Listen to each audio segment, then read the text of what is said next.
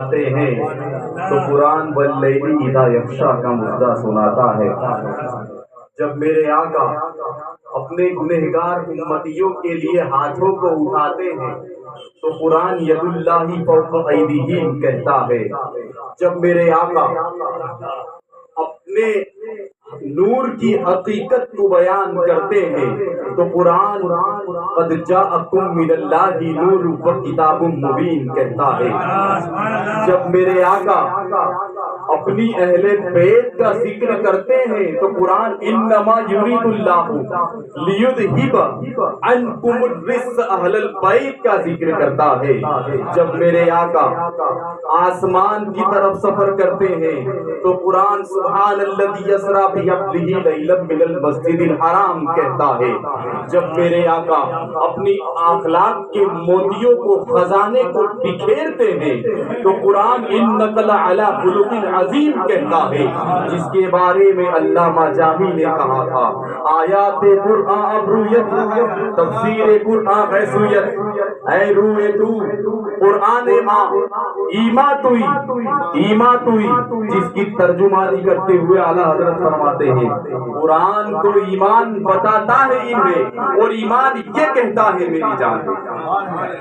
اسی نبی کی بات میں درود پاک پڑھ اللہم صلی علی سیدنا مولانا محمد وبارک وسلم صلاۃ و سلام علیک یا رسول اللہ صلاۃ و سلام علیک یا حبیب اللہ صلی اللہ تعالی علیہ وسلم۔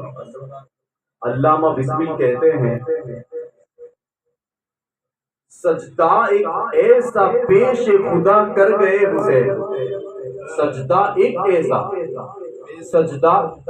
ایسا پیش خدا کر گئے حسین جو حق تھا بندگی کا ادا کر گئے حسین، جو حق تھا بندگی کا ادا کر گئے حسین۔ علامہ بسمل کہتے ہیں کہ سجدہ نہیں ہے اب تو یہ سجدوں کی نقل ہے،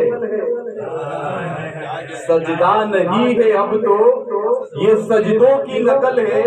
کہتے ہیں کہ سجدہ تو کربلا میں ادا کر گئے حسین، سجدہ تو کربلا میں ادا کر گئے حسین، ہر ایک وفا کے ساتھ وفا کر گئے حسین، ہر ایک وفا کے ساتھ وفا کر گئے حسین، انسانیت کا فرض ادا کر گئے حسین، انسانیت کا فرض ادا کر گئے حسین۔ مقطع میں لکھتے ہیں کہ بسم اللہ کر سکے گا کوئی دوسرا ادا، بسم اللہ کر سکے گا کوئی دوسرا ادا، سجدہ جو کربلا میں ادا کر گئے ہیں حسین، سجدہ جو کربلا میں ادا کر گئے ہیں حسین۔ اور شاعر کہتا ہے نہ مسجد میں نہ بیت اللہ کی دیواروں کے سائے میں، نہ مسجد میں نہ بیت اللہ کی دیواروں کے سائے میں نماز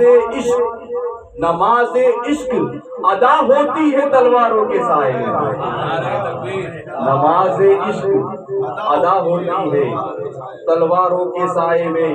جس آیت کریمہ کو میں نے موضوع گفتگو بنایا ہے، رب فرماتا ہے انما یرید اللہ لیذہب عنکم الرجس اہل البیت، یعنی اللہ تو ارادہ کرتا ہے کہ اے نبی کے گھر والوں، اے نبی کے گھر والوں تم کو ہر رجس سے پاک و صاف کر دے۔ یعنی نبی کے گھر والوں سے مراد کون ہے؟ امام بخاری لکھتے ہیں نبی کے گھر والوں سے مراد امام حسین اور امام حسن سے لے کے تا قیامت تک آنے والی تمام نبی پاک کی اولاد، ان تمام کو ہر رجس سے پاک و صاف کر دے، ہر رجس سے پاک و صاف کر دے۔ اپنے آپ سے ایک سوال کرتا ہوں، میدان کربلا کا واقعہ کیوں پیش آیا؟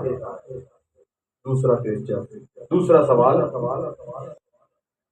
کہ اسلام پھیل رہا تھا بحر روم میں، یوروپ کی سرزمین پر، امریکہ کی سرزمین پر، ایشیا میں، عراق و ایران میں، اور اناتولیا یعنی ترکی کی سرزمین پر جب اسلام پھیل رہا تھا،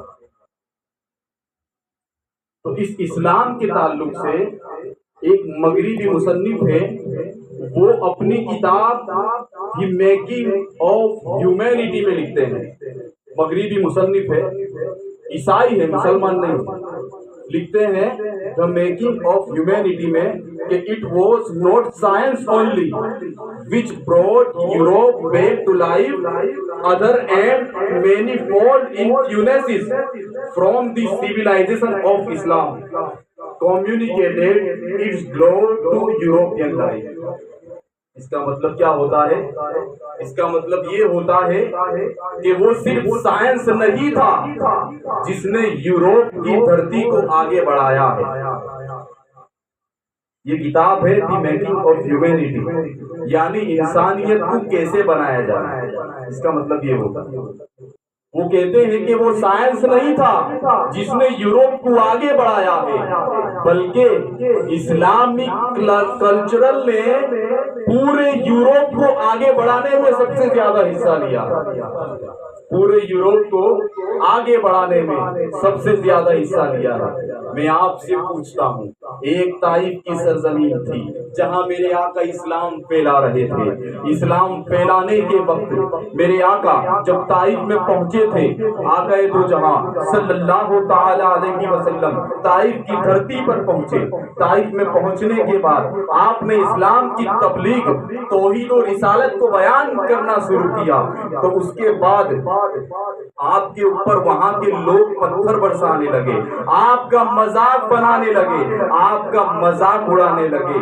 موسم اور اپنے وقت کے جلیل القدر فرشتوں کے سردار جبریل امین تشریف لائے. بارگاہ رسالت میں عرض کیا کہ حضور آپ کی اجازت ہو تو میں طائف کی دونوں پہاڑیوں کو ملا دیتا ہوں اور تمام بستی کو نصف و نابود کر دیتا ہوں. میرے مصطفیٰ نے فرمایا تھا کہ اے جبریل نہیں، میں ان کی اولاد میں مسلمانوں کو دیکھ رہا ہوں، میں ان کی اولاد میں صاحب ایمان کو دیکھ رہا ہوں. اللہ اکبر.